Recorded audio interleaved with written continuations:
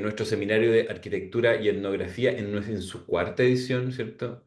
Donde ya vamos a ir eh, entregándoles información acerca de nuestro invitado. Estamos en la hora, así que dado que este programa, esta cápsula, ¿cierto? Luego queda grabada, hacemos, digamos, el tratamiento de rigor, ¿cierto? Podemos comenzar contándoles quiénes no son nuestros expositores, que acaban de ir a buscar un café, según tengo entendido, ahí al lado. Y yo les podría contar desde ya cuáles son cuál es la bio, ¿no? De qué va nuestro estudio al borde, ¿cierto? Estos amigos ecuatorianos que son amigos de la casa igual, y junto aquí a David Barragán, que ya viene, ahí aparece. Yo, David, voy a aprovechar de contarle a la gente que la bio que ustedes nos comentaron, ¿cierto? De qué va su trabajo. Yo sé que muchos ya lo conocen, es una oficina mundialmente conocida, pero vamos a contarles que es un estudio de arquitectura, ¿cierto? Con base en Quito, Ecuador, conformado por David, quien está hoy día con nosotros, Pascual Gangotea, ¿cierto? Mario Luisa Borja y Esteban Benavides. Al borde habita el territorio del cuestionamiento, donde las certezas sobre lo que debe o no debe ser la arquitectura están en constante construcción. Sus ideas se desarrollan en el hacer y con mayor precisión y detalle en el sitio. Al borde persigue una arquitectura cuya estética es consistente de la energía gastada en la construcción, aparentemente sin esfuerzo, donde la forma de unir los materiales es clara y lógica. Una arquitectura abierta a la participación activa de los usuarios en el proceso de diseño y construcción, donde todos puedan ver el resultado del problema y sin más pretensiones que atender a las demandas del proyecto. El diseño afronta a la sostenibilidad de la vida como centro de la discusión. Esto quiere decir en relación a sus recursos, al consumo energético, al género, a la corresponsabilidad y la desigualdad social que muchas veces aqueja a nuestro continente, ¿no? Construye con los recursos y técnicas del lugar, donde el territorio es siempre una variable particular y única. Los proyectos se convierten en una radiografía del sitio que hablan de las costumbres de la gente, su historia, sus problemas y necesidades. La diversidad de los proyectos representa la voluntad de la gente de la gente de comprometerse con las ideas, asumiendo riesgos y participando en la toma de decisiones. Así es este estudio ecuatoriano, ¿cierto? Este estudio de Quito al borde. Y hoy día, David, tú nos vas a contar acerca de tu presentación. Por supuesto que sí, comparto. Maravilloso. Compártenos. Vamos a hacer una Ay, presentación con David, ¿cierto? 25, 30 minutos, dependiendo de lo que se extienda tu bueno, presentación. Y luego vamos a tener una pequeña conversación, algunas preguntas que probablemente recogeremos de quienes están conectados en este momento. Y excelente. Ahí apareció al borde y su biblioteca. Hoy día, David, excelente. Entonces tenemos estoy. 20 participantes. O sea, está súper bueno. Listo para todas las preguntas que quieran al final, por ahí vayan recolectando. Gracias, Julio, por la presentación. Voy a empezar presentándoles a mis socios, Esteban Benavides, María Luisa Borja, Pascual Gangotén y yo. Creo que siempre es importante mostrar quiénes estamos detrás, porque solo uno puede estar a veces haciendo las conferencias, pero entender que somos muchos y que todo lo que les voy a mostrar es parte de todo ese pensamiento colectivo. Gracias a profe Abasolo, a todos los amigos de UDLA, Julio y a todo ese equipo. Tenemos una gran relación ahí con ustedes, siempre tratando de cruzar nuestros caminos. Gracias por la invitación a este seminario. Un poco dándole vueltas, qué contar por todas estas cosmotecnias. Cuando llega la invitación, pensé que quizá abordarlo desde la materia y cómo esa materia importa sería una forma de abrir este diálogo y entender la obra desde esa otra dimensión que es la materia. Así que seleccioné un par de proyectos para que puedan, y solo escogí este aspecto específico que nos detona la materia para poder conversar. No les voy a explicar a detalle los proyectos, eso sería para otra ocasión. Cuando hablamos de materia, partamos por eso. Materia, específicamente en este caso, que es el proyecto se llama, abajo siempre van a ver ustedes el título del proyecto y el país. Pero en este caso específico, entender la materia. para que entiendan un poco cuán viscerales somos en nuestro pensamiento y cómo tratamos de buscar siempre esa coherencia. Y ustedes van a ver a lo largo de los proyectos que les voy a contar cómo todo es un proceso de constante contradicción. Este es un terreno de 2 hectáreas a unos 45 minutos de Quito que busca ser transformado en un cementerio y nosotros buscamos convertirlo en un bosque, por eso se llama bosque sagrado. Fue deforestado hace mucho tiempo y nos parecía importante recobrar ese nuevo ese ecosistema que existía antes. Hay pocos eucaliptos todavía en la zona. Los eucaliptos es una especie que viene a finales de 1800, como la gran especie maderable que nos va a salvar porque crece muy rápido, pero en realidad erosionó todo nuestro territorio y cambió toda la composición del ecosistema. Existen ahora muchos movimientos en donde están trabajando en reemplazar eucalipto por especies nativas. Y en este caso teníamos una poca área de eucalipto y el proyecto venía a crear, tenía como idea crear todo un nuevo ecosistema de bosque nativo. Así que básicamente teníamos eucalipto. Nuestra materia es el eucalipto y tenemos que hacer una primera acción, que es un cerramiento. Así que con todas las tripas del mundo haremos lo más obvio que será un cerramiento con eucalipto. Y en este pensamiento de visceral que les comentaba, nuestra lógica parte casi como pensar que somos unos gigantes que agarramos los troncos de eucalipto, los sacamos de la tierra y los botamos y los comenzamos a apilar uno sobre otro.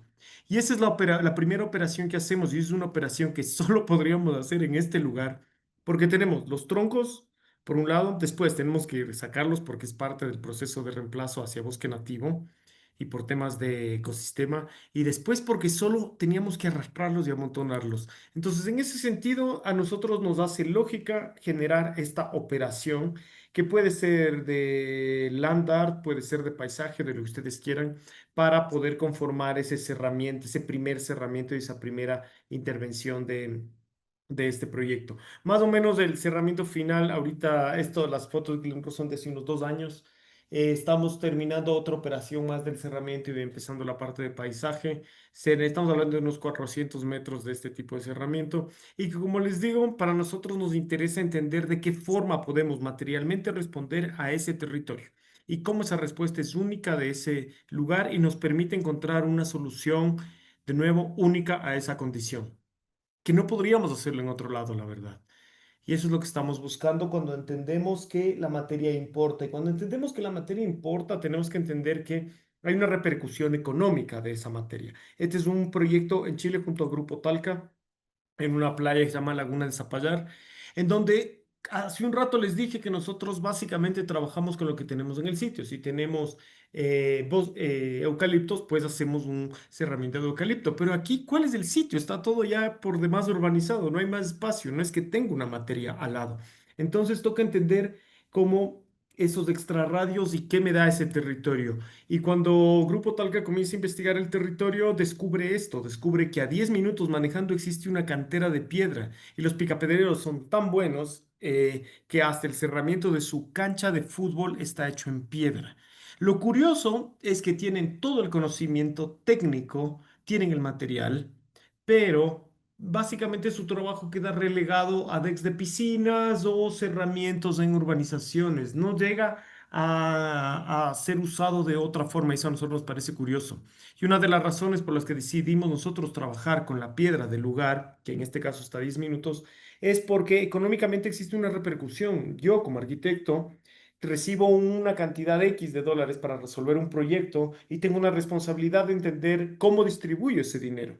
Yo puedo poner toda esa plata en un monopolio y hacer una casa prefabricada en Santiago y que venga en una grúa y me la dejen en el territorio. Y todo bien, y el proyecto puede estar dentro de lo disciplinar perfectamente. Pero en realidad estoy perdiendo esa conciencia de hacia quién está yendo ese impacto de ese proyecto en el territorio. Y eso a nosotros nos importa muchísimo entender. Entonces, si yo la plata del proyecto la pongo en esos picapedreros, lo que estoy haciendo es no solo comprar la piedra del lugar, no solo mantener la tradición constructiva, sino mantener ese oficio que se pasa de padres a hijos. Porque en Latinoamérica el oficio no se transmite en una escuela, no existe una escuela técnica de picapedreros para traspasar esta técnica. Entonces, para nosotros es importante entender que en el momento que ese dinero tiene un efecto directo, en donde en una decisión de diseño nosotros estamos generando este tipo de consecuencias. Y al momento de diseñar con la piedra y saber que tenemos unos maestros expertos en corrosión en piedra, lo siguiente es entender cómo usamos esa piedra dentro del diseño, ya sea hacia el exterior en muros trombe para captación de calor y sistemas pasivos, y hacia adentro la piedra vista para aprovechar su inercia térmica. Y así es como el proyecto se va pensando, desde a quiénes están construyendo y a quién y dónde económicamente ponemos ese dinero. Lo siguiente a pensar tenía que ser la madera, y aquí vienen las contradicciones, porque yo les dije que construimos con lo que tenemos en el lugar por un tema de impacto ambiental, por un tema de lógica, por un tema de territorio, pero la madera de este proyecto vino a 8 o 10 horas desde el sur. Y esto tenía sentido porque cuando hablábamos con Grupo Talca sobre el desarrollo del proyecto y de dónde vienen los materiales, no teníamos un abasto de madera más allá del monopolio cerca. Y sí, y podía comprar de nuevo esa madera al monopolio del monocultivo de siembra de pino, sí, 100%. Pero en la búsqueda de cómo construir y entender esta materia, de dónde viene y por qué importa y cómo afecta dentro de la economía de un territorio, un proyecto, Grupo Talca encuentra que en el sur existe una cooperativa de leñadores que protegen bosque primario. La casa es de Coihue, es de Chincoihue, y lo que hacen es tumban los árboles que están muy viejos y venden esos árboles, y a través de la venta de esos árboles ellos logran proteger el bosque. Entonces decidimos que lo más lógico sería comprar esa madera, y de nuevo el dinero del proyecto, la economía del proyecto fue para fortalecer ese proceso de esa cooperativa de leñadores. Y después ya la casa terminada y cómo funciona todo a detalle quedará para otro caso, pero para otra conversa. Pero lo que me importa es que se entienda que hay una decisión de impacto que uno como arquitecto tiene en sus manos, y hay que asumirla, y hay que entender a quién estamos dejando ese dinero y cómo desde nuestra microescala de arquitectura, de hacer una casa, podemos entender una mejor forma de esa repartición de riqueza en un territorio. Cuando estamos hablando de materia, estamos hablando de investigación, y este tema es súper complejo porque usualmente desde nuestras universidades, desde nuestros espacios de producción, tenemos muy poco presupuesto para investigación de materiales.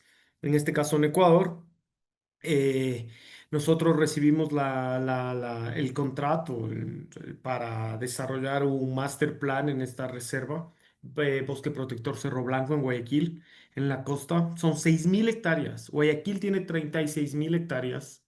Estos son 6.000, es la sexta parte. Es gigante. Guayaquil es una ciudad de 3 millones de habitantes. Es grande. Entonces, nosotros recibimos el contrato para desarrollar esto. Comenzamos a entender todo lo que podría pasar y de qué forma se puede construir y diseñar y todo, pero realmente nunca lo vimos desde una forma romántica de todo lo que se podría hacer, sino que inmediatamente comenzamos a entender de qué forma práctica esto se tenía que hacer. Y una de las primeras decisiones de diseño viene ligada de nuevo a la materia y viene ligado al sponsor. El sponsor del primer proyecto que se iba a construir ese master plan es Holcim. Entonces ellos tienen hormigón, y nosotros decíamos, ok, ellos van a auspiciar, entonces nosotros debemos de entender cómo a través de su materia podemos explotar al máximo las posibilidades de este proyecto. Y comenzamos a pensar que quizá podríamos desarrollar algo más interesante más allá que solo nos den efectivo y hormigón para unas cimentaciones. Básicamente su materia prima iba a quedar oculta, y sí iban a financiar algo. Entonces comenzamos a pensar que en un ecosistema como este, tan frágil y a un calor tan intenso, a 35 grados y 90 de humedad, podríamos generar unas estructuras que nos permita habitar abajo de manera, estructuras muy ligeras. Y comenzamos a pensar en estas estructuras de hormigón proyectado que se volvieron muy comunes a partir de la Segunda Guerra Mundial, pero que nosotros no teníamos el desarrollo de esa tecnología. Y pensábamos que podríamos cubrir puentes y con eso hacer aulas en puentes o cubrir grandes extensiones en medio del bosque y generar una sombra, reducir el impacto del calor y abajo meter las oficinas con un mínimo uso de aire acondicionado. Y comenzamos a pensar que esto podía ser a toda escala. Cuando hablamos con Holcim, nos dijeron que sí, que les parece interesante, que todo podemos probar en sus laboratorios porque ellos tienen el laboratorio, uno de los laboratorios de investigación de innovación de materiales más importantes de la región. Eso implica que en el momento que nosotros pasamos a entender la materia como el centro porque tenemos nuestro auspiciante que tiene esta materia y tiene este laboratorio. Inmediatamente cambia la forma en cómo se entiende el proyecto y el diseño se enfoca inmediatamente en entender cómo podríamos resolver estas estructuras ultra ligeras para ponerlas en el bosque y pasamos a tener todo el apoyo del equipo técnico, cosa que fue impresionante. En otras condiciones nosotros no podríamos financiar todo el desarrollo de esta investigación más el material para toda la obra, más el acompañamiento técnico y eso adicional al financiamiento que ellos pusieron. Ustedes ven acá atrás los técnicos, al frente Malu y Esteban, todas las maquetas. Esto fue como volver a la facultad y creo que a nosotros de las cosas que más nos interesa cuando estamos trabajando los proyectos es entender cómo vamos investigando al máximo y cómo vamos empujando los proyectos. Por eso siempre van a ver todo este desarrollo análogo de investigación y hasta dónde podemos empujar esos procesos constructivos y esa materia los ingenieros probando y testeando todas las formas de las fórmulas del hormigón, los textiles y las formas de aplicación. Y después ya nosotros tratando de entender cómo íbamos a apuntalar, a generar estos puntales de estas estructuras o de dónde mismo íbamos a colgar estas superficies de hormigón proyectado. Ustedes pueden ver cómo de la maqueta a la realidad hay casi nada de diferencias porque nosotros realizamos los modelos estructurales y después con esos modelos estructurales comienza la conversa con el ingeniero para ver hacia dónde apuntamos con el proyecto. De ahí se termina construyendo la primera intervención. Este es el mirador que aprovechamos para que sea un aula, porque así es nuestras condiciones en Latinoamérica. Tenemos que siempre hacer un dos por uno porque las posibilidades de que se puedan hacer más cosas siempre son más complejas. Entonces, ya que logramos un punto de mirador, ya que se va a construir un proyecto, pues va a ser también un aula medioambiental porque hay muchos niños que visitan el bosque. Ven ustedes todas estas texturas proyectadas de hormigón. Ahí es un hormigón ultra ligero de 1,5 centímetros apenas que nos genera toda esta textura como de caverna que está flotando a la vez ahí hacia el bosque. Nosotros pensábamos que el proyecto iba a tener distintos tipos de interacciones y usos entre el aula, las parejitas tomándose la foto hacia la vista, los amiguitos reunidos y cosas así. Pero nunca pensamos que el proyecto iba a tener esto, que una empresa de eventos contrate el mirador para hacer pedidas de mano. Lo que a nosotros nos parece fascinante porque implica que el proyecto trascendió más allá de su primer cliente, que era aquel que estaba ligado a temas de conservación. Y en el momento que se abre hacia otro cliente, que se abre hacia otro público, implica que el bosque va a tener mayor visibilidad y en ese afán de protección va a ser mucho mayor, porque el bosque tiene ahora muchísimos tipos de amenazas. Entonces, ayuda a que el bosque tenga este tipo de interacciones más allá de las ambientales que nosotros pensábamos. Cuando nosotros estamos hablando de materia, nosotros estamos hablando de entender una trazabilidad, que es una cosa extremadamente compleja, saber de dónde vienen los materiales con los que construimos, porque hay muchísimas variables en la obra. Esta es una casa ahora en Quito. Vuelvo al dilema este de no dilema en realidad, pero vuelvo a esta cuestión de los árboles, los bosques de eucalipto, cómo destruyeron todo nuestro ecosistema, cómo pasamos de bosque primario a bosque de eucalipto y ahora tener un montón de complicaciones. E insisto, hay muchísima gente ligada a temas de ambiente que está buscando cómo reemplazar el eucalipto por bosques nativos. Entonces, tenemos acceso a una persona que tiene un bosque, que es un gran amigo nuestro, y que podemos decirle, oye, loco, ¿qué pasaría si nosotros compramos algunos de tus árboles? para que sea la estructura de esta casa. Eso nos da una aproximación casi única. Sabemos no solo de dónde viene el material a 12,3 kilómetros de la obra, cosa que es nada. Sabemos quién es dueño de ese bosque, sabemos quién lo va a cortar y podemos controlar hasta el tipo de corte que nosotros queremos con la luna específica para que funcione mejor la madera. Y eso a nosotros nos hace pensar de nuevo que tenemos una oportunidad única de tener todo el árbol y el control del proceso y comenzamos a pensar que quizá podríamos usar todo el tronco como una sola gran columna para una casa de 3 pisos, porque tenemos acceso a troncos de 10, 12 metros, en este caso creo que son de 10 metros más o menos para tener un poquito menos quizá para tener todos los 3 pisos con una sola columna. Y comenzamos a explorar desde ese lado, que podemos tener ese control de ese material y que además si nosotros tenemos el tronco tal cual en la obra y podemos construir con todo el tronco, implica que tenemos un mejor uso de la energía en la transformación del material porque nosotros solo tenemos que cortar el árbol en este caso y ponerlo como columna versus pasar a un sistema de laminados o un sistema de madera cuadrada, no sé, o celeteo, la tecnología que quieran, eh, porque todo implica un uso de energía y todo implica un impacto ambiental. Y como estamos tratando de entender de dónde vienen las cosas y cómo reducir al máximo esos esfuerzos, entonces funcionaba perfecto tener el árbol completo, sí, medio chueco, porque así son, no siempre la misma medida, porque es un árbol en verdad. Y es por eso que al final el sistema hace que toda la piel de ladrillo esté separada de la estructura, de lo contrario sería imposible calzar. Recuerden que es una sola pieza que viene desde el nivel cero hasta el techo del tercer piso. Entonces, había que buscar formas de lidiar con esta cuestión tan orgánica y tan natural de un tronco versus a cómo es la naturaleza, versus a cómo era ya la piel que cerraba el edificio que debía ser mucho más ortogonal, por decirlo de una forma. Y ahí la casa ya en uso, todos felices.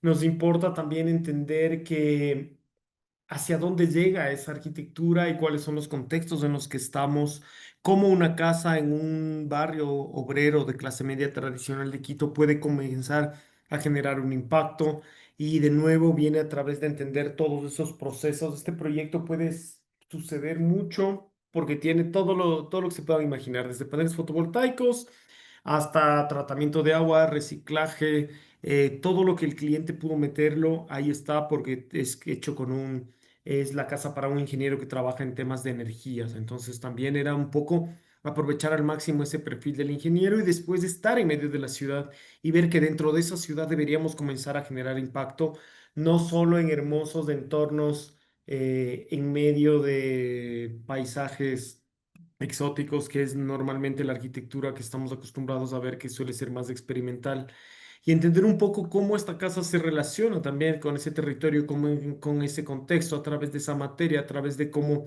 se conectan esas terrazas y los diálogos que van abriéndose entre uno y otro vecino, y a la final entender que si estamos en medio de la ciudad, pensar que esa casa debería conectarse, estar abierta, lo que decía Jane Jacobs, los ojos en la ciudad, no levantar los muros, no escondernos, buscar de las formas de cómo nos conectamos con ese territorio. Vean, todo este bosque que está al frente son eucaliptos. Entonces hay todo un tema con el eucalipto ahora. Con eso pasamos a los dos últimos, de entender la materia ahora desde la identidad, de entender que esa materia nos genera ese discurso de algo, de la identidad, tal cual. Este proyecto es en Emiratos Árabes y como es tan opuesto a nuestra realidad, me funcionaba bastante para explicarles esa materia y su lógica con la identidad. Porque estamos hablando de un territorio que se construye de la nada en los últimos 40 años, unas tribus nómadas pasaron a convertirse en esto. Y construyeron ciudades genéricas, cosa que es súper complejo de ver, de entender y de vivir, la verdad. Esta ciudad, si yo les digo que es Dubái, tranquilamente podrían pensar que es Las Vegas o podrían pensar que es, no sé, Shanghai o lo que sea. Pero realmente nunca pensaron en esa identidad local Nunca pensaron en quién se mueve a pie, solo pensaron en construir algo para atraer al otro y en eso perdieron su identidad y se volvieron ciudades muy genéricas. Sí, eso es un suceso, tiene una cantidad de turismo impresionante, pero sin ningún discurso local. Y cuando nos invitan a la Trienal de Arquitectura de Sharjah, en los Emiratos Árabes, Sharjah es el Emirato al lado de Dubái, eh, bajo el tema de la belleza y la impermanencia, una arquitectura de adaptabilidad, nosotros fue curioso porque la curadora fue muy clara con nosotros y cuando nos invitó nos dijo, yo lo que quiero ver es cómo su metodología de trabajo puede ser llevada a otro territorio o si de verdad no se puede llevar a otro territorio este discurso de trabajo con materiales locales o si en verdad Sharjah y los Emiratos es un territorio tan opuesto que ya no funciona este tipo de discursos y este tipo de discursos que ustedes plantean son más bien lógicas para una realidad del sur global. Así que decidimos salir de todo el bling bling, de todo el brillo del oro y de los super hipercentros comerciales de hiperlujo, a entender qué pasa con el ser humano de a pie, a entender qué pasa en esos territorios donde vive la gente común y silvestre, a esos territorios más cotidianos. Y nos topamos con esto, nos topamos con una escala mucho más humana, una arquitectura mucho más modesta, construida con lo poco que ellos podían traer en barco desde en esas épocas sería India o sudeste asiático, pequeños troncos de secciones no mayores, en este caso a 15 centímetros, que era lo que venía fácilmente. Estamos en una zona desértica, entonces todo lo que tenga que ver con tejidos de palma estaba y se repetía en muchos de estos lados, ustedes van a ver por todo lado. Algo que es extremadamente cotidiano, básico, rápido. Aquí la cosa es muy clara, el sol es criminal, llega a 50 grados en verano, es brutal. Así que invierno es 35 grados para entender un poco la situación como es esto. Así que básicamente lo que se necesita es sombra para habitar y mientras más sombra construyamos nosotros en este territorio, más posibilidades de habitar ese exterior y más posibilidades de crear lazos en esas comunidades sería mucho más fácil, la verdad. Así que nuestro proyecto es así de simple. Nuestro proyecto es esta gran cubierta o esta cubierta lo más grande posible, más bien.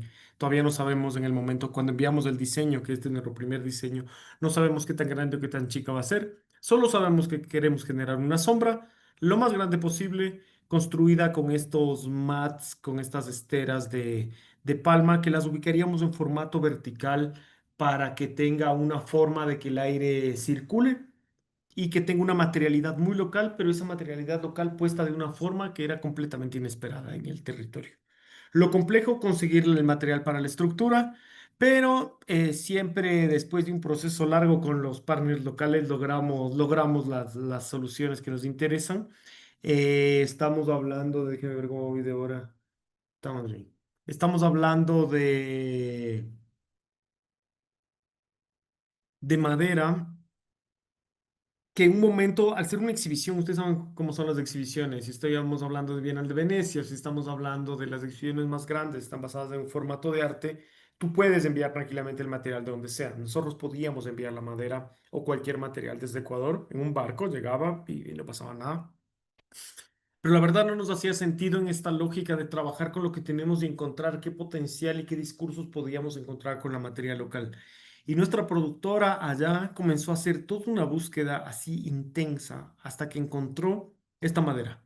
Unos troncos de que en realidad eran unos postes de luz, porque la empresa eléctrica local estaba reemplazando los postes de luz de madera por postes metálicos y tenían un montón de postes. Y eso a nosotros nos hace plantear una estructura lo más grande posible en madera porque teníamos el material. La productora logró que el material se done, entonces no iba a haber costo en el material de la estructura. Y además nosotros sabíamos que después de 4 meses que dure la instalación, esto se desarma y al depósito. Por ende, si estamos pensando que el proyecto tiene que desarmarse de nuevo, entender cómo funciona la materia y cómo funcionan la economía y la energía, usada para transformar el material. Nosotros decidimos usar este material con la menor transformación posible, solo cortamos las puntas que estaban podridas, por eso todos son de distintos tamaños, porque de esa forma nosotros aseguramos que exista una segunda vida de ese material, o tercera, o cuarta, o quinta. Y así comenzamos a hacer las imágenes, ver cómo iba a funcionar, qué iba a pasar con la luz, con la sombra, con el sol. El proyecto se termina, se construye, este es el tipo de sombra que tienen, se crea un nuevo espacio, un nuevo umbral, se llama umbral crudo por la crudeza porque todos sus materiales están crudos. Siempre están en movimiento y reaccionando al viento, funcionan un poco de esta forma. El viento siempre está en constante circulación. Fue una gran prueba entender que sí lográbamos generar un cambio de temperatura muy alto y el exterior comenzaba a ser usado, no solo interiores climatizados con aire acondicionado, sino el exterior comenzaba a ser deseable.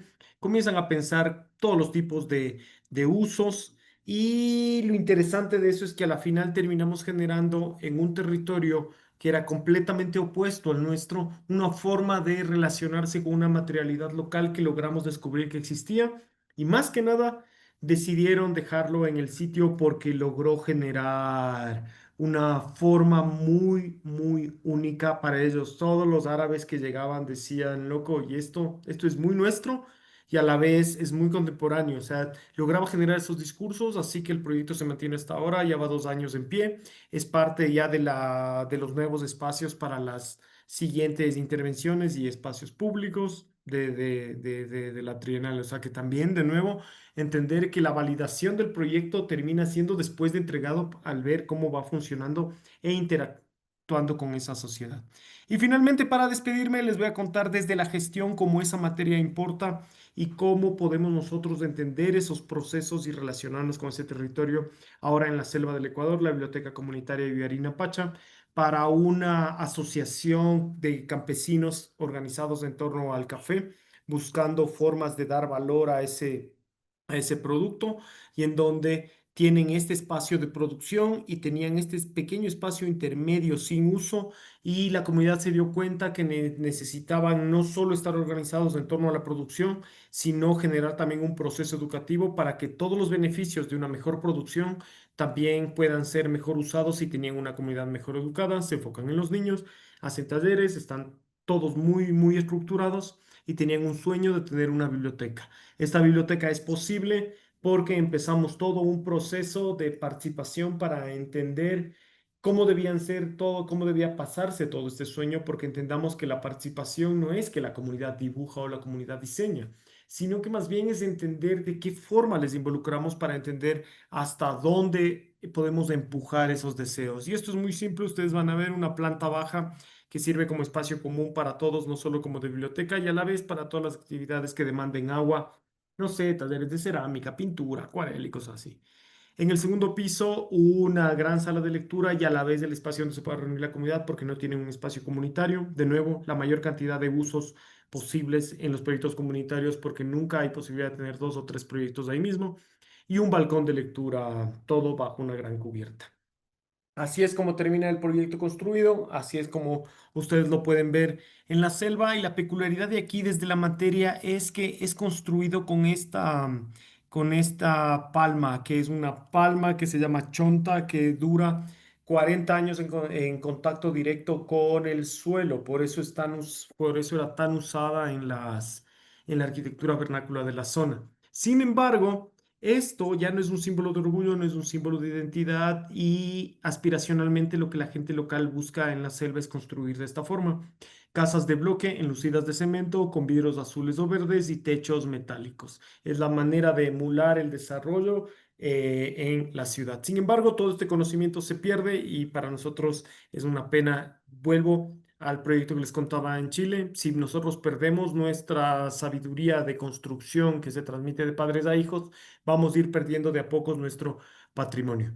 Así que dentro de ese proceso de participación con la comunidad también es de entender qué materiales tienen, si podemos construir con chonta y qué podemos hacer con ese material. Nos dijeron que sí podemos construir con chonta, que tienen dentro de sus fincas y que tranquilamente, como ven aquí, se pueden sacar medio árbol. Así que de nuevo, pedimos que nos llegue toda la pieza completa porque ahora tendríamos una biblioteca de 14 metros de alto.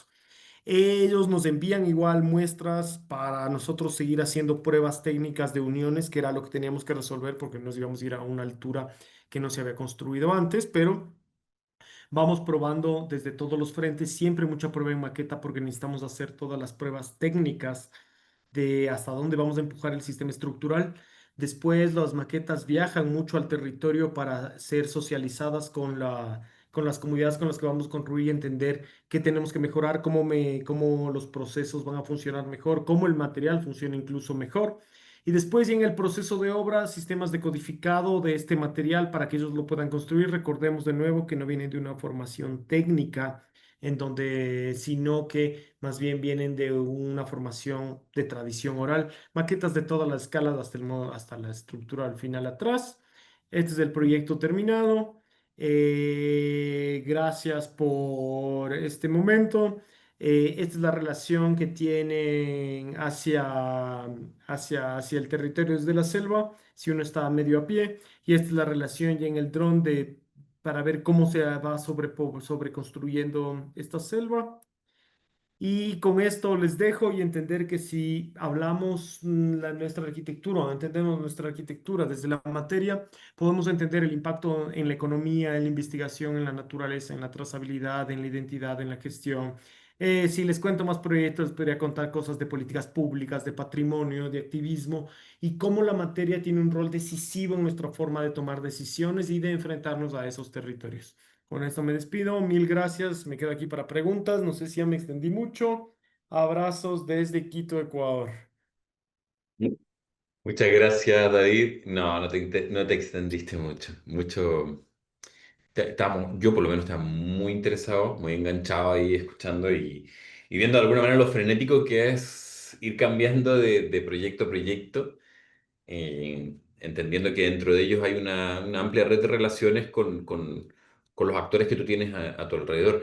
Mira, voy a ver aquí si es que está el mecanismo como para las preguntas, pero yo desde ya tengo algunas interrogantes, más que interrogantes, como ganas de poder continuar expandiendo la discusión, de poder incluso ir verificando cómo estos ejemplos que tú muestras también tienen correlatos, digamos, en otras direcciones. Y te quería preguntar, a ver, vamos a ver si es que te pregunto yo primero o no, pero bueno, te voy a preguntar yo primero, ¿no? Está re interesante esto de los tópicos que sacas, ¿no? Como desde el contexto físico, el contexto económico, entendido esta técnica como investigación, su trazabilidad, su identidad, su gestión. Y, y mi pregunta tenía que ver con que, obviamente, o sea, tú lo que el tema central es la materia, ¿no? En relación a esa materia hay un proceso que tiene un modo de hacer, ¿no? Y detrás de ese modo de hacer hay una técnica que uno podría definir que confluye un saber hacer, ¿no? Y de esta técnica, cuando tú siempre te refieres que hay gente cercana, hay perímetros, ¿no? De acción, qué sé yo, 5 kilómetros más allá está la piedra, un poco más cerca está el picapedrero, en fin, se arma una red de actores de tus proyectos. Entonces los proyectos de alguna manera son como parte de un entramado que no es que se termine cuando se entrega la obra, sino que continúa. Eso me parece genial, ¿no? Que de alguna manera tú instalas esta idea de levantar un valor acerca de un modo de hacer muy arraigado al lugar donde trabajan. Cosa que al final tú adivinabas mi pregunta, ¿no? Como diciendo, bueno, lo que para mucha gente se define como progreso más allá de unas empalizadas en bruto es bueno, la calamina, el concreto, en fin, ¿no? Como que de alguna manera hay materiales que traen consigo una imagen, un símbolo de progreso. Entonces, por ahí va mi pregunta, ¿no? Como, ¿cómo hacemos nosotros de alguna manera ir a buscar estas técnicas no estandarizadas, ¿no? Como luchar contra esa estandarización que hoy día muchas veces trae consigo el hecho de, bueno, pedir tu casa a que te la traigan hecha desde Asia y que te la monten sobre el terreno sin tener ningún aprendizaje detrás. Eso para mí sería un proceso totalmente estandarizado, ¿no? La modulación infinita, el Fordismo de construir tu casa. Pero al respecto, ustedes traen consigo un aprendizaje, incluso si uno lo quiere ver desde un punto de vista artesanal, ¿no? ¿Y cómo lo podría hacer allí? Y aquí va mi pregunta, como para devolver, si es que existe esa manera de entender estos procesos de trabajo, devolver estos procesos a la estandarización, ¿no? ¿Cómo podríamos generar una contraestandarización que nos permita... em, la estandarización tiene sus cosas buenas, ¿no? Abaratar costos, alcanzar un mayor público, ¿no? Como definir, ¿cierto? Una vivienda, como antiguamente se utilizaba, ¿no? La modernidad, ¿no? Como por una vivienda para las masas, una vivienda para en aquellas épocas para los obreros. ¿Cómo poder acercar esto a, a un tipo de producción donde de alguna manera lo que cambia es el volumen de producción, ¿no? Porque definitivamente aquí hay como un trabajo que es más pieza a pieza, ¿no? Es mucho más preocupados acerca de esa unidad que de una producción masiva. Que yo entiendo que es otra lógica, ¿no? Y probablemente esa pregunta quede abierta, pero sería interesante como poder discutir acerca de ello en estos minutos que tenemos.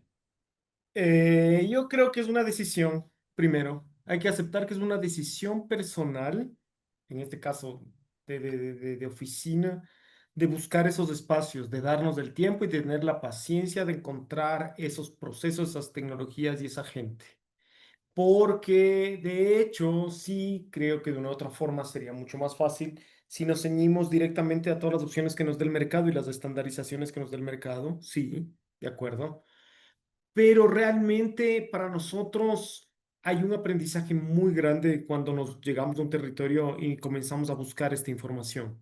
Creo que también esa decisión personal viene por una cuestión de motivación, viene por ese fuego que nos prende en el interior, descubrir esto. Y puede ser que estamos descubriendo el agua tibia, ¿eh? No estamos descubriendo nada más allá que unos picapedreros que pueden usar bien las piedras. Pero eso a nosotros nos emociona saber que hay alguien que tiene esa habilidad y con quien podemos trabajar. Entonces, lo mismo, y si estamos con los de la selva, encontrar qué tipo de palma específica construían sus padres y cómo a ellos les motiva a hablar con sus abuelos para ver qué técnicas usaban, porque ya muchas veces se están olvidando de estas tecnologías. Entonces, para nosotros es darnos el tiempo y la paciencia de entender estos procesos. Y además que por otro lado, nos ayudan a anclarnos muy rápido al territorio. Recordemos que los proyectos no están al lado de mi casa, que los proyectos están en distancias grandes, independientemente si están en el país o no. Y para nosotros siempre es importante encontrar esa forma de responder al lugar. Y creemos que a través del otro, a través del que vive en ese territorio, podemos responder de manera muy simple y anclar el proyecto al territorio. Entonces también nos permite eso, nos permite articularnos de esa manera. Y por eso es que tomamos esa decisión de sí, ser lentos. O sea, también eso es una decisión.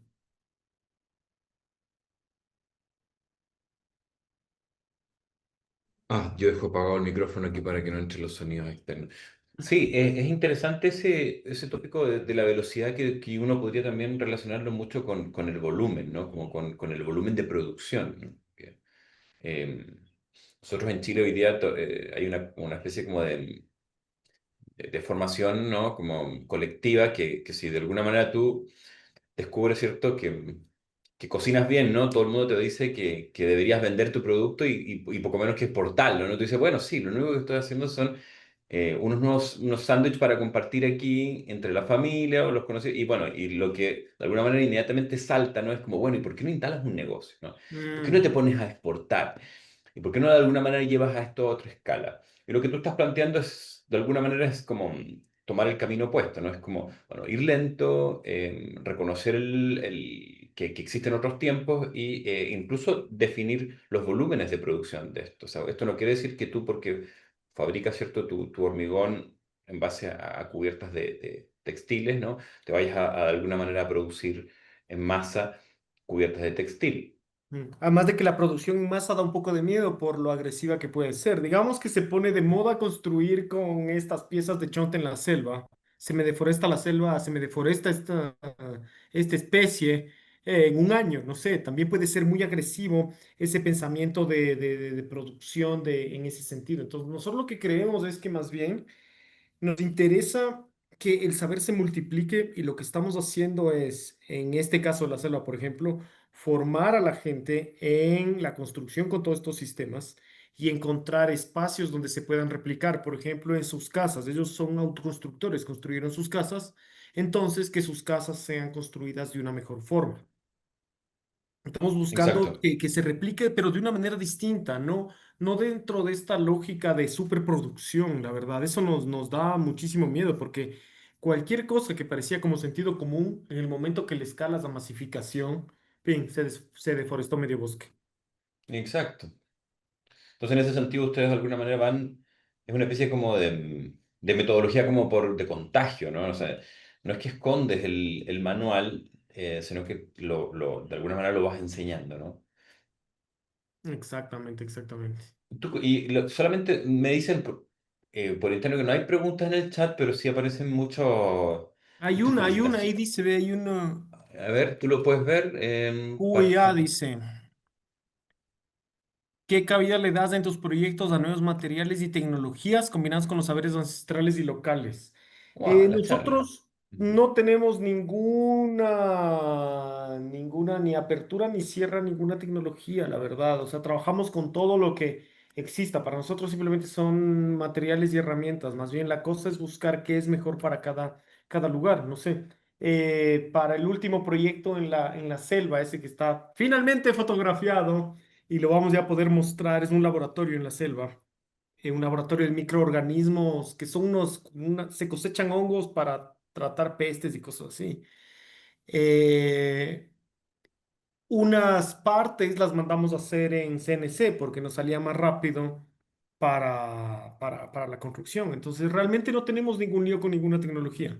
Podemos mezclar nuevos materiales, podemos mezclar lo que sea. Lo Ujú, difícil es a ratos poder tener de verdad eso en una escala o que económicamente funcione, más allá del romanticismo. Por ejemplo, unos amigos estaban trabajando con micelio ujú, y nos dicen, oigan, locos, esto sería el material, es el éxito, es el material del futuro, bla, bla, bla, se cosecha y todo. Nosotros, sí, qué hermoso, comenzamos a probar.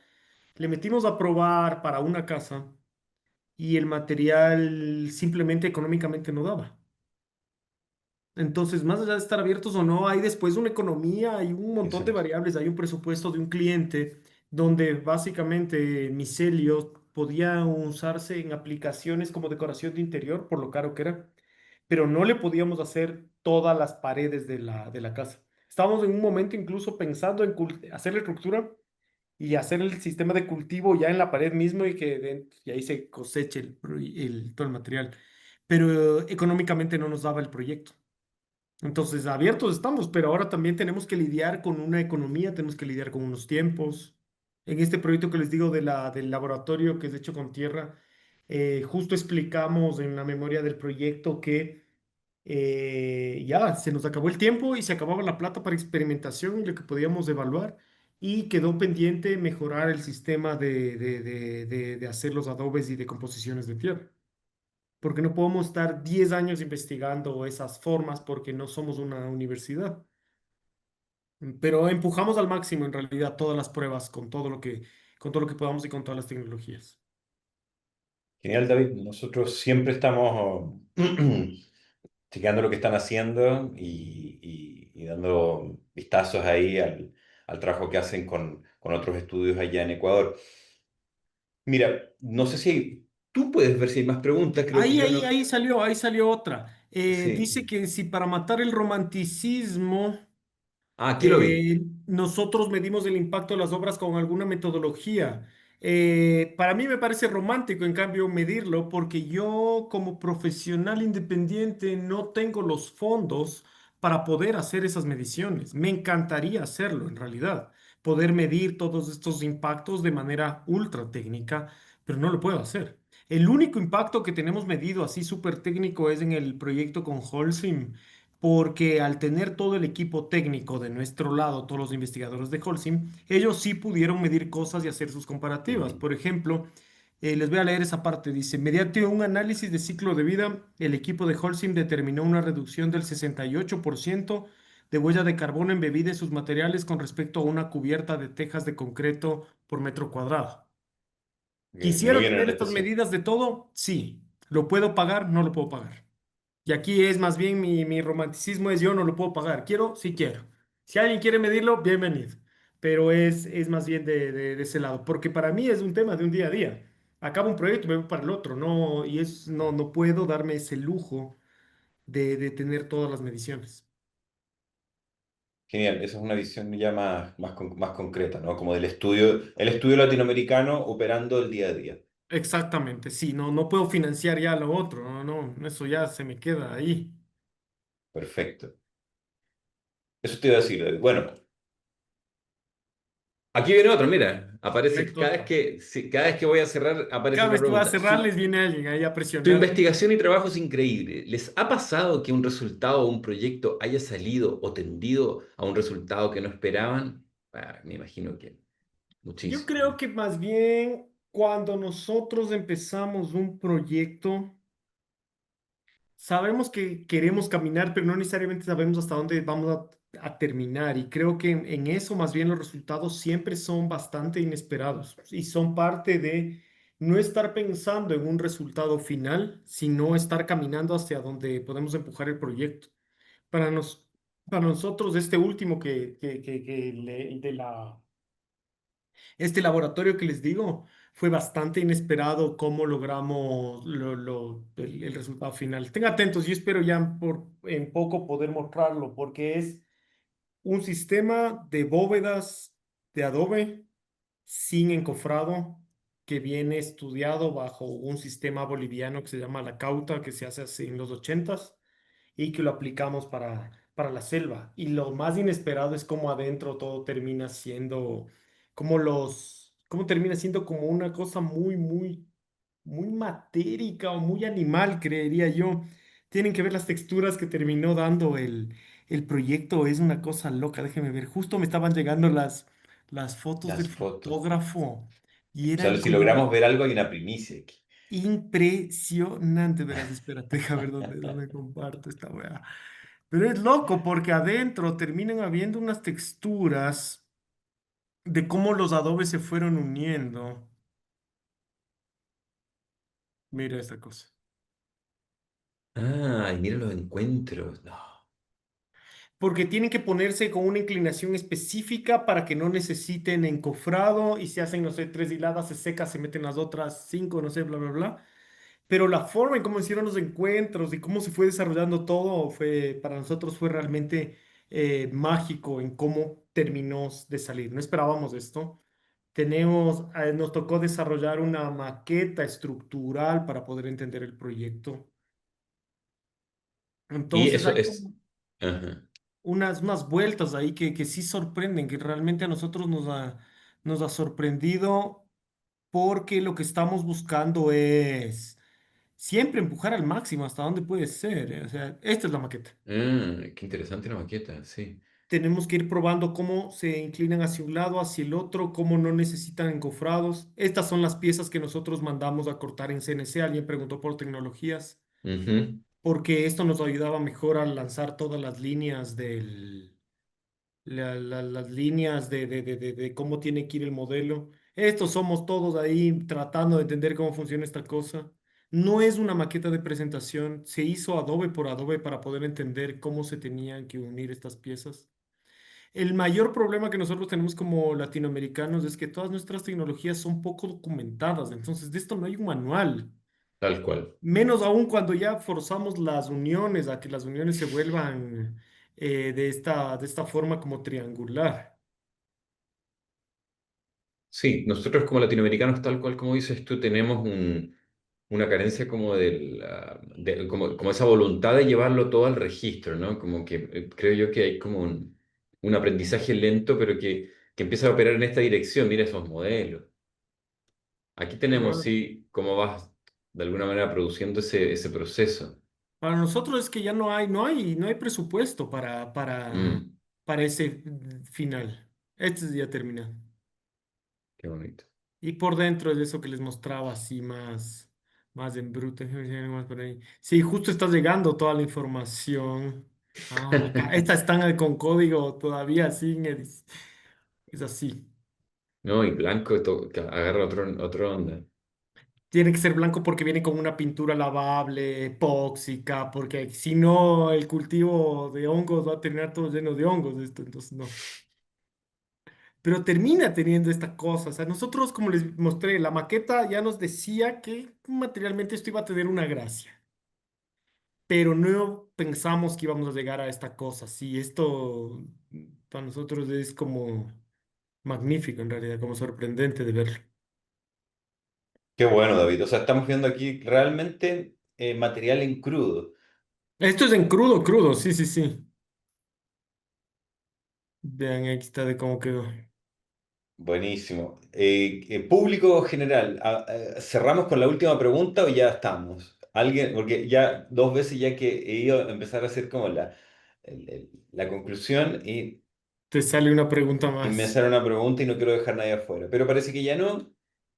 ¿Hay alguien en David, el chat ahí o qué dice? no, está Ale. Ah, Ah, no, ya, mire, solo de ok, ok, nuevo. dice. Aparece aquí, Solo no. ok. También vi que codificaron las piezas para poder explicarles a los constructores. Sí, porque como yo les explicaba, hay un tema de que no en este caso en la selva, quienes están construyendo no son nuestros obreros, que de por sí ya tienen un mayor conocimiento y que igual les enviamos la maqueta, sino que son la gente de la comunidad que autoconstruye sus casas con los cuales estamos negociando y explicando las formas de construir. Entonces mandamos todos los planos técnicos con los respectivos códigos, pero a la vez, como es complejo geométricamente el proyecto, Mm, mandamos una maqueta con todo codificado para que ellos lo puedan ver en 3D, porque yo puedo mandar el 3D, pero no es tan fácil de no. moverlo y verlo como teniendo la maqueta con todos los códigos. Entonces, sí, buscamos todas las herramientas posibles para que se entienda lo más que se puede el proyecto. Genial, David. Este seminario tiene como objeto, ¿no? Como voluntad, encontrar diversidad técnica y sobre todo de alguna manera lograr eh, tener una perspectiva más allá, y por eso te hacía la pregunta acerca de lo estandarizado, ¿no? Porque entendemos que en un mundo global en el que nos tocó vivir, la estandarización por lo general tiende, ¿no? Como a llegar a todos lados, pero por otro lado también tiende a aplanar el mundo, ¿no? Y muchas veces podemos recorrer viviendas de Punta Arenas hasta Quito y vamos a muchas veces a entender que no, las cosas no cambian, ¿no? Hay materiales que no Exacto. cambian y son utilizados en contextos diferentes. Hay objetos que probablemente tienden a desplazar ciertas tecnologías que operaban, como tú bien dices, sobre todo en nuestros contextos, ¿no? Donde hay mucha operación vernacular, hay mucha herencia de padre a hijo, hay mucho trabajo familiar. Muchas veces estas estandarizaciones tienden a desplazar, ¿cierto?, hacia la periferia a aquellos hacer o esos saberes hacer que muchas veces están mucho más vinculados, ¿cierto?, tanto con nuestra manera de mirar el mundo como con la manera de habitar en él, ¿no? Y yo veía en algunas publicaciones de nuestro seminario preguntas, ¿no? Bueno, ¿qué son las cosmotécnicas? Yo diría que esas son las cosmotécnicas, ¿no? Esa manera de entender que toda comunidad y todo quehacer produce una manera de interrelacionarse en relación a la técnica. Hoy día la palabra tecnología está mucho más asociada a los dispositivos móviles, a lo Mm, analógico, a lo digital, perdón, y de alguna manera exacto. no entendemos que un serrucho o que un moledor ¿cierto? Como de un mortero Mm, es también una tecnología y que toda tecnología tiene un vínculo con una creencia, con una identidad, con un contexto simbólico, ¿cierto? Y por lo tanto con una cosmovisión. Entonces creo que yo que la idea del concepto de cosmotécnica intenta aludir a aquello, ¿no? Como a cómo nuestras técnicas nos permiten ensamblarnos con el lugar donde vivimos, desde toda perspectiva, ¿no? Desde una perspectiva material, simbólica, en fin. Entonces, es ese el objeto. Yo agradezco que nos hayas mostrado un barrido de proyectos donde podamos entender que ustedes, operando con empresas privadas, operando con comunidades, operando con clientes particulares, logran de alguna manera establecer una especie digamos, caja de herramientas, ¿no? Que les permiten acceder a estos materiales con tecnologías diversas. Así que muchas gracias, David. Una vez más, pasándolo muy bien, conversando y platicando acerca de estas cosas y quedarás invitado ya para otras actividades que hagamos en la universidad. Así que aquí en la UDLA te quiere mucho y a toda tu gente por allá. Así que ya vamos cerrando esta plática de hoy. Un abrazo gigante, Julio. Gracias por la invitación y nos vemos en Santiago o por acá o donde el Perfecto. destino nos ponga. Ya con el magíster en prácticas socioespaciales vamos a ver si te vamos a visitar Es- en el siguiente año. Así que estaremos tal vez por allá, por Excelente, Ecuador. excelente. Ahí planificamos algo y les esperamos por acá. Es. Muchas gracias, David. Un abrazote grande para todos los Abrazos, Alborde y las Alborde por allá y la cabina de la saludos. curiosidad también. Que Bye pronto bye. viene. Saludos a toda la gente linda ahí de la UTLA. Pasen Vale, bonito. nos Chau, chau, vemos. Un chau. abrazote grande.